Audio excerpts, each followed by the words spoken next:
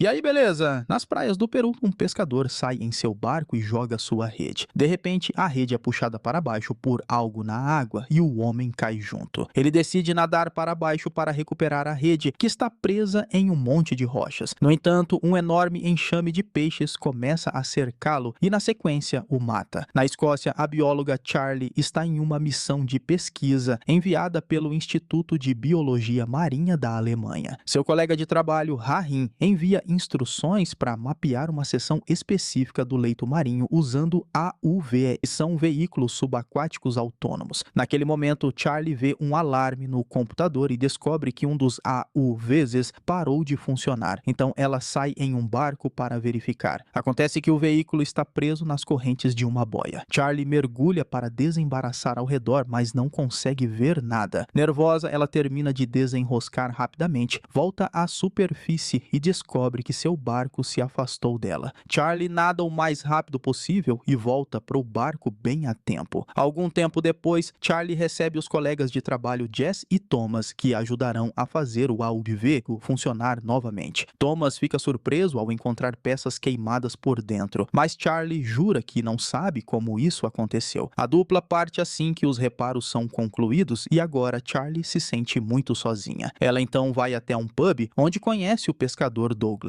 e eles acabam passando a noite juntos. Na manhã seguinte, Charlie leva Douglas com ela para lançar o AUV reparado. Assim que eles o lançam na água, Douglas nota algo estranho flutuando. Charlie pega o objeto e coloca fogo, explicando que é hidrato de metano, que é liberado pelas algas depois que congela. Às vezes, alguns pedaços se soltam e flutuam até a superfície, é bem raro, mas acontece. No entanto, agora há centenas deles ao redor do barco, o que não é normal. Charlie grava o fenômeno e mais tarde envia para o instituto para a professora Lehman e seus outros colegas de trabalho analisarem. A professora pede a Charlie para investigar se isso está acontecendo em outro lugar na área. Enquanto isso, no Canadá, Leon e um colega do Instituto Marinho de Vancouver descobrem uma orca morta na praia com estranhos hematomas em seu corpo, que só poderiam ter sido feitos por humanos. Calculando a direção de onde veio, a dupla visita os pescadores locais na enseada e descobre que a orca atacou o barco deles, o que não é um comportamento normal. Os pescadores não tiveram escolha senão reagir para salvar suas próprias vidas. Enquanto isso, em um restaurante na França, um chefe está preparando lagostas para cozinhar. De repente, nota que uma delas está exalando um líquido branco estranho e a lagosta esguicha isso em seu rosto. Curioso, o chefe faz com que seus dois funcionários cuidem disso, e a lagosta acaba no triturador de lixo e também espirra em uma funcionária. Logo, o chefe começa a se sentir mal e sai para pegar ar fresco, mas desaba no chão. Algum tempo depois, um dos funcionários é enviado ao hospital por causa de febre alta, vômito preto e diarreia. As doutoras Sofia e Cecily ouvem sobre a morte do chefe, que foi encontrado com o mesmo vômito preto. Assim, elas pedem permissão para uma autópsia mais detalhada, e Cecily se preocupa que isso possa ser algo contagioso circulando entre os funcionários do restaurante. Então, ela vai falar com um dos cozinheiros e descobre sobre o incidente com a lagosta. Depois, ela vai verificar a outra cozinheira que manuseou a lagosta e faltou no trabalho hoje. Quando Cecily chega no apartamento da tal cozinheira, ela já está morta. Ao mesmo tempo, no hospital, o primeiro cozinheiro sofre uma parada cardíaca e Sofia, com sua equipe, tenta salvá-lo, mas infelizmente ele não resiste. Enquanto isso, Leon tenta lidar com seu luto quando conhece uma astrofísica chamada Samantha, que compara o mar com o espaço e lhe dá o seu cartão caso ele queira ou precise conversar. Então, Leon visita os escritórios do porto e fica chocado ao saber que as baleias jubarte têm atacado navios por toda parte. Normalmente, elas só são agressivas para proteger seus filhotes, mas não é época de acasalamento e apenas baleias grandes têm sido vistas ao redor. Leon também percebe que os navios estão cobertos de muito mais mexilhões do que o normal. Então, ele pega alguns para sua pesquisa. No mar da Noruega, o professor Sigurd é levado a um navio fretado pela Hovestad Energy, onde se encontra com seus velhos amigos, o capitão Jasper e Tina, que trabalha como oficial de conformidade. Eles mostram as imagens da área onde a Hovestad está procurando por gás e petróleo, mas está coberto por vermes de gelo se alimentando de metano congelado. Eles estão se multiplicando em uma velocidade alarmante e quando a câmera tenta se aproximar, uma estranha interferência interrompe a gravação. Depois, Sigurd tem a chance de estudar um desses vermes de perto e nota que eles têm garras diferentes do usual, são maiores e sua reprodução também está acontecendo mais rapidamente. Ele diz a Tina que isso deve ser uma nova espécie e que ela deveria consultar um especialista na área, mas Tina recusa porque quer trabalhar com Sigurd. Inicialmente, Sigurd recusa por causa do passado entre eles e porque ele não gosta das práticas duvidosas da Hovestad contra o meio ambiente, mas Tina diz que permitirá que ele assine todos os relatórios para enviar e esconder informações que ele precisa. Mais tarde, Sigurd e Tina levam sua descoberta ao laboratório de Lehmann.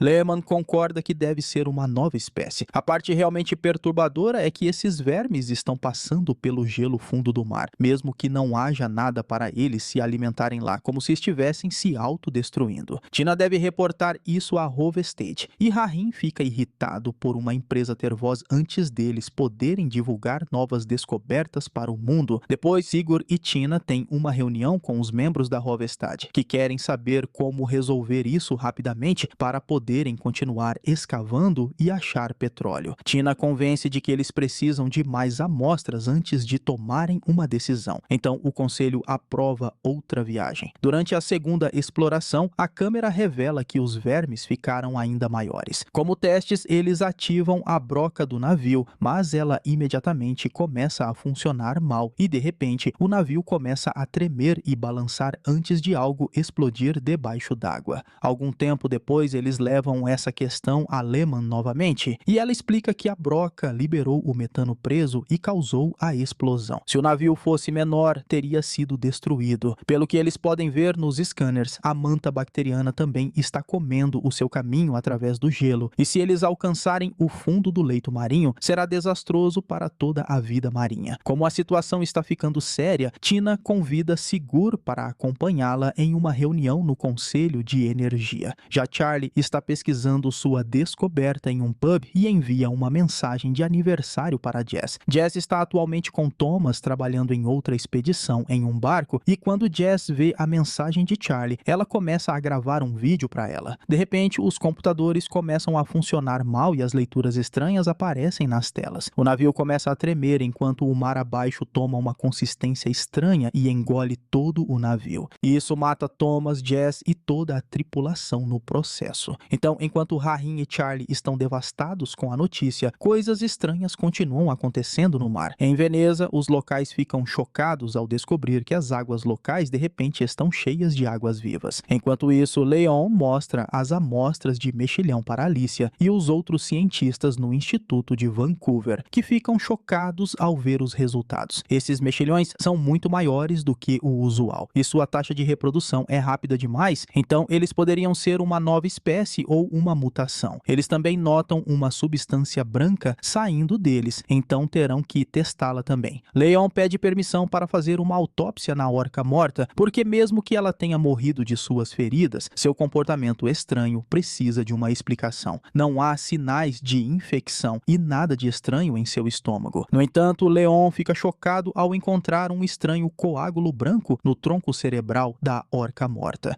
Eles acham que provavelmente há um fungo, mas terão que fazer mais testes para confirmar. Mais tarde, enquanto analisam o padrão dos ataques das baleias e outras anomalias, Leon reconhece que todos aconteceram no caminho de migração das baleias. Querendo respostas, Leon pega um barco com o seu colega de trabalho e Alicia até o meio do oceano, onde ele mergulha e encontra um grupo de baleias estranhamente dormindo. Com muito cuidado, ele consegue colocar uma câmera nas costas de uma delas, mas de repente elas acordam e começam a agir de uma forma estranha. Leon nada rapidamente e volta para o barco, que parte logo antes das baleias o atingirem. Já na França, Cecile faz alguns testes no sangue dos 3 cozinheiros e até verifica novamente com o seu próprio sangue. Ela informa a Sofia que isso é uma bactéria chamada víbrio, que produz toxinas quando entra em contato com o sangue e causa infecções. No entanto, essas infecções raramente são fatais, e o que essas 3 pessoas tiveram é uma nova mutação que realmente consome o sangue da pessoa em uma taxa alarmante. Sofia informa que ouviu falar de mais mortes com os mesmos sintomas em um restaurante mais ao norte da costa. Então está se espalhando aos poucos.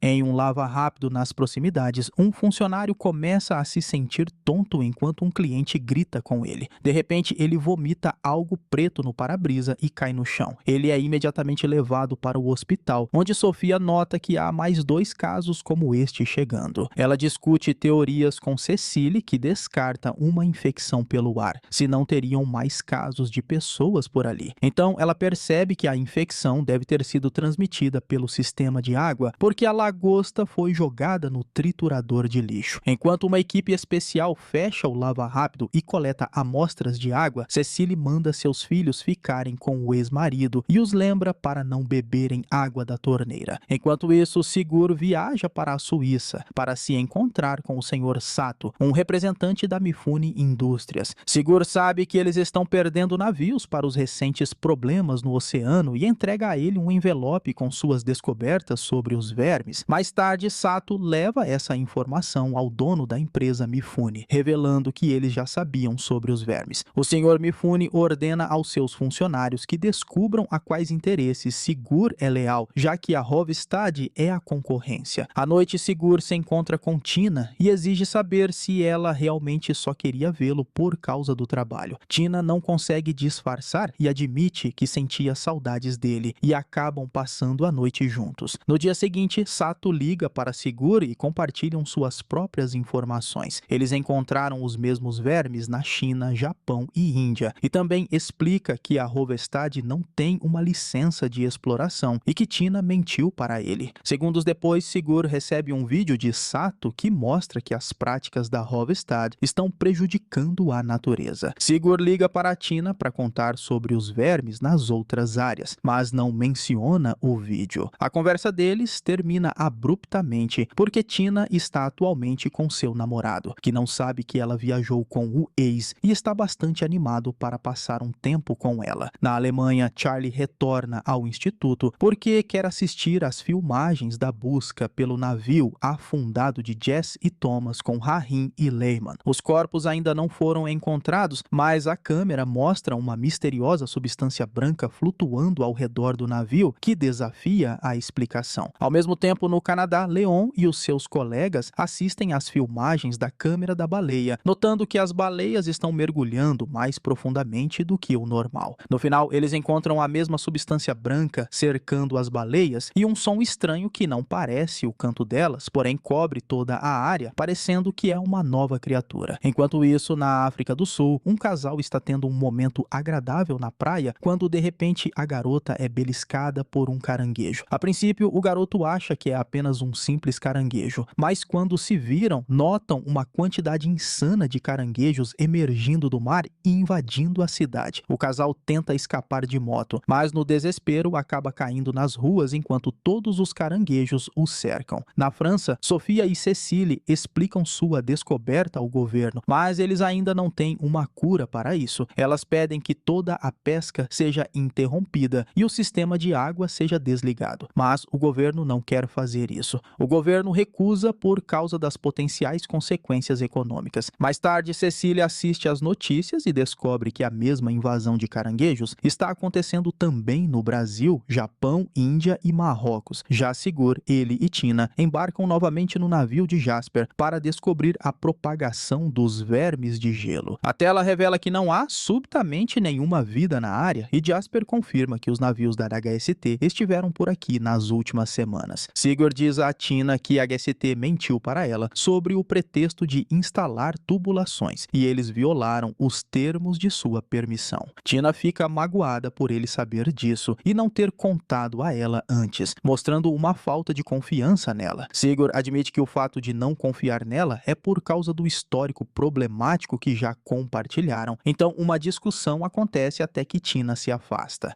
Mais tarde, quando Sigurd conta a Lehman o que aconteceu, a professora diz que é muito provável que Tina não soubesse de nada. Ela também aconselha Sigurd a não vazar a história porque a Hovstad simplesmente culpará tudo o que está acontecendo no mundo em Tina. No Canadá, o instituto descobre que os mexilhões estranhos também foram encontrados em Madagascar, Uganda e Paraguai. Para o choque deles, todos têm o mesmo código genético, o que seria impossível. Eles suspeitam que a substância branca encontrada no cérebro da baleia seja a mesma que os mexilhões estavam vazando o outro dia, mas infelizmente ela se decompôs assim que tocou o ar, então Leon terá que conseguir outra amostra. Leon retorna aos escritórios do porto, mas dessa vez não é permitido entrar porque se tornou uma área restrita. Ele finge ir embora e retorna segundos depois pulando a cerca. Infelizmente, ele não é discreto o suficiente e logo os guardas estão perseguindo até prendê-lo. No entanto, o chefe do porto dá a Leon uma chance e o faz conversar com o Sato, que rapidamente se preocupa ao ouvir tudo que o instituto descobriu. Algum tempo depois, a repórter Alicia aponta que eles deveriam verificar com outras organizações para ver se já ouviram o som que notaram na gravação das baleias antes. Então Leon pede a ela para contactar Samantha. Na França, um monte de caixas rotuladas como risco biológico são trazidas para a universidade, para que Cecile possa realizar alguns testes nos caranguejos que foram enviados de Marrocos. Eles têm a mesma estranha substância branca dentro de seus corpos, e quando ela testa isso no sangue humano, a mesma infecção começa a se alimentar dele. Isso significa que não é apenas a água, os frutos do mar também não são seguros. Cecile e Sofia discutem que a cor da casca indica que são caranguejos de fonte hidrotermal, que geralmente não conseguiriam sobreviver em terra, então esses são uma mutação de uma nova espécie. Enquanto isso, Charlie retorna à Escócia, ainda triste por ter perdido sua amiga, e decide passar mais um tempo com Douglas. De manhã, assim que Douglas vai trabalhar, ela descobre que tem uma mensagem de Jess gravada logo antes dela se afogar. Ela assiste várias vezes e descobre a substância branca aparecendo na janela. Charlie também percebe que há um ruído estranho na gravação, e ao compará-lo com as filmagens das câmeras subaquáticas, ela confirma que são iguais. Ela liga imediatamente para Rahim e pede para ele compartilhar isso com Lerman. Ao mesmo tempo, Sigur tenta contactar Tina no telefone de trabalho dela, já que ela não atende o número pessoal, mas descobre que ela não trabalha mais na Hovestad. Depois, Sigur vai ver Lerman, que fala de um deslizamento no Japão causado pelos vermes de gelo. Esse deslizamento foi pequeno, mas pode ser um alerta de desastres maiores acontecendo. Sigur aponta que os vermes só estão aparecendo em áreas onde podem causar o maior dano à humanidade. Lehman acha isso loucura, mas Rahim aproveita a chance para contar a ela sobre a descoberta de Charlie. No entanto, mesmo depois de ouvir Charlie e ver as provas, Lehman ainda acha que é apenas o mesmo problema do sinal de comunicação e não um sinal novo de algo ou uma criatura. Charlie insiste e mostra que antes de todos os navios afundarem, houve um pico na temperatura da água acima do respiradouro que deveria estar dormente. Lehman se recusa a acreditar que exista uma força dessa na Terra e que a água do respiradouro subiria a esse nível. Ela grita com Charlie, proibindo ela de investigar. Algum tempo depois, Sigur descobre que o Conselho Internacional para a Proteção do Oceano convocou uma reunião urgente na Suíça. Ele liga para Sato para explicar que quer ir ver o conselho, porque tem uma teoria de que todos esses incidentes provavelmente estão conectados. Em troca, Sato lhe dá o número de Leon para que eles possam comparar os fatos, prometendo conseguir a ele um lugar na grande reunião. Depois de ligar para Leon e compartilhar as informações, Sigur vai para casa e se surpreende ao encontrar Tina lá dentro. Ele tenta se desculpar por não confiar nela, mas Tina apenas diz que está cansada de chefes mentirosos e anuncia que vai embora sozinha do país. Abatido, Sigur diz a ela que não consegue imaginar uma vida sem ela, mas Tina apenas responde adeus antes de partir.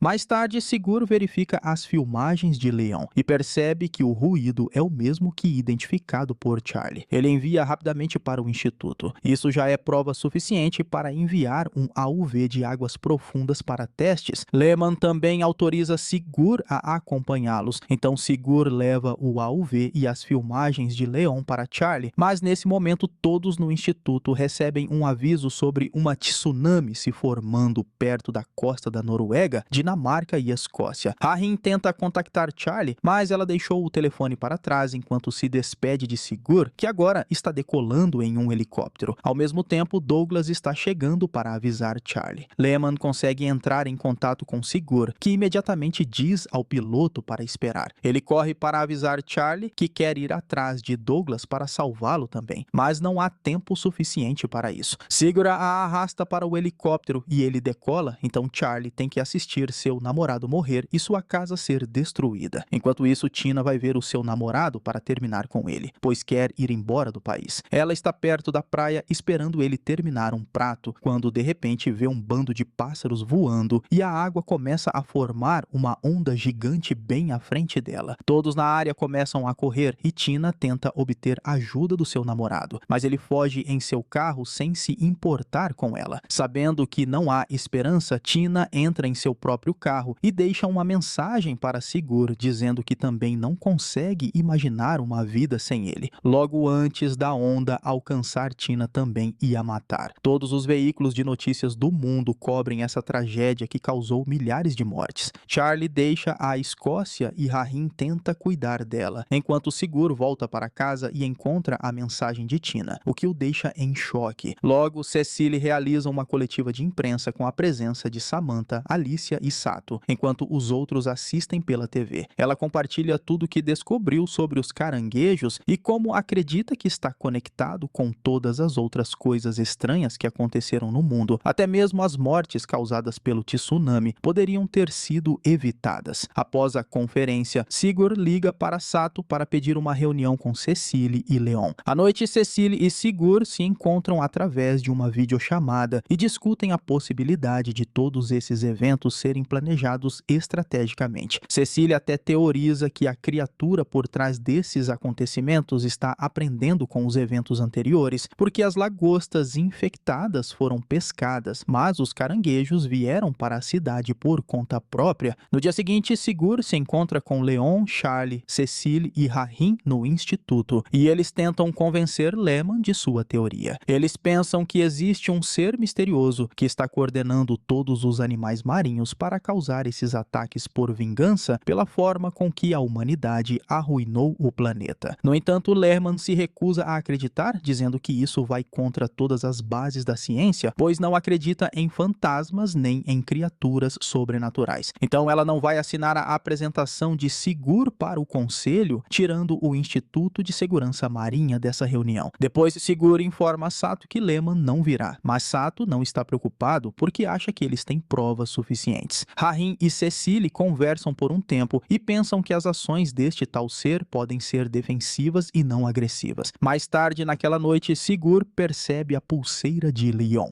Ele ouve uma história sobre o símbolo dela que a mãe dele lhe deu por causa da curiosidade, porque o símbolo significa desconhecido. Sigurd gosta do símbolo e desenha no papel, inspirando-o a chamar o ser misterioso de Irar. No dia seguinte, a equipe apresenta sua proposta ao Conselho e ao Ministério de Meio Ambiente, explicando que querem financiamento para fazer contato com o IRR e pedir para ele parar de atacar a humanidade. Infelizmente, o Conselho acha a ideia da natureza atacar os humanos por vingança através de um ser sobrenatural estranhamente ridícula e eles não consideram que há provas suficientes. Estão desconfiados do fato da equipe estar com conexões com a Mifune Indústrias e a Rovestad, duas empresas que estão sendo investigadas pelo governo. Ainda mais, eles não têm apoio de nenhuma das organizações científicas para as quais eles próprios trabalham. Então, a reunião é decepcionante. Após o fracasso da reunião, Alicia traz Samantha para conhecer a equipe com uma grande notícia. Esse sinal estranho que encontraram perto das praias também foi captado na Antártica e no Oceano Ártico. Samantha concorda com a teoria da equipe e se junta a eles. Enquanto isso, Sato e Sigurd têm uma conversa com o Sr. Mifune, que também aprova a teoria e decide financiar o projeto. Depois, Sigurd conta os detalhes da missão para o resto da equipe, explicando que é muito perigoso, então ele vai entender se alguém desistir agora por causa de suas famílias. Charlie não tem parentes, então é fácil para ela aceitar, mas Rahim informa que não se juntará ao projeto porque trabalhou o suficiente e agora quer passar tempo com sua família. Mas Charlie acha que foi traída pelo seu melhor amigo. O resto da equipe aceita ir, mas visitam suas famílias antes. Cecily não conta aos seus filhos sobre o perigo da missão, mas em particular ela arranja toda a documentação com seu ex-marido para caso algo aconteça a ela. Sigurd passa a noite ouvindo a mensagem de Tina, até finalmente, depois de muita dor, conseguir deletá-la. Logo a equipe parte no navio de Jasper e analisando todas as suas informações, eles calculam deve estar em algum lugar no Oceano Ártico. Eles contactam o Mifune para informá-lo de seus planos e ele garante garante que eles manterão registros em vídeos e escritos. Jasper ensina a ele sobre todas as câmeras de segurança que o navio tem, mas Alicia ainda sai entrevistando todos com seus próprios registros de vídeo. Os cientistas continuam realizando testes para manter suas informações atualizadas, e Charlie trabalha na manutenção do submarino com um membro da tripulação chamado Luther. Após viajarem por um tempo, os equipamentos apresentam interferência. Os cientistas conseguem captar um sinal. Samantha imediatamente começa a desenhar uma mensagem para enviar de volta usando o sinal do IR com leves modificações. Ela adiciona um pico leve e o som do choro de um bebê para indicar que querem se comunicar. Se o IR retornar uma mensagem com o mesmo pico, eles confirmarão sua inteligência. Enquanto isso, Cecily e Sigurd confirmam que a substância branca controla os animais, inserindo-se em seu sistema nervoso como se fosse um exército que segue suas ordens. Mais tarde, Jasper para o navio e, enquanto transmite a mensagem de Samantha, Charlie e Luther levam o submarino para um teste de condução. Após alguns segundos, o radar detecta algo grande na água, mas a dupla não consegue ver nada. No navio, seus sensores também detectam essa massa misteriosa e captam outro sinal antes dos computadores começarem a piscar novamente. Eles notam que a massa está se aproximando. Nesse momento, Luther percebe que perderam seus ventiladores e estão ficando sem ar, então ele tem que mudar para um backup. Ele tenta informar o navio sobre isso, mas eles também perdem a comunicação. Preocupado, Luther quer abortar a missão, mas Charlie pede para ele desligar as luzes porque ela acha que há algo lá fora. Jasper e Sigurd tentam dizer a eles para voltarem, mas suas mensagens não passam, fazendo com que Samantha e Leon percebam que, embora não tenham parado de transmitir, o sinal ainda está chegando. A situação no submarino está muito tensa e Luther decide que eles precisam voltar. À medida que o submarino faz o caminho de volta para o navio, Charlie nota a substância branca brilhante flutuando na água. Depois, Samantha relata que eles fizeram contato com o Yair porque ele devolveu seu sinal. O sinal voltou com uma alteração no choro do bebê, significando que entendeu o que eles fizeram e devolveu da mesma forma, mostrando os comportamentos da onda da mensagem que receberam. Ela pode criar uma imagem que pode enviar como uma nova mensagem. Enquanto isso, Alicia está verificando o submarino quando de repente nota um brilho na piscina do hangar. As luzes do navio começam a piscar até que se apagam completamente. Ao voltar alguns segundos depois, para o susto da tripulação, eles veem na câmera de segurança que Alicia está inconsciente e sangrando no chão do hangar. Cecily a leva imediatamente para a enfermaria e descobre fluido cerebral em seu nariz, o que significa que ela caiu e bateu a cabeça com muita força e será difícil mantê-la viva. Mais tarde, Samantha conta à equipe que durante a voltagem houve uma explosão de som que emanou dentro do navio.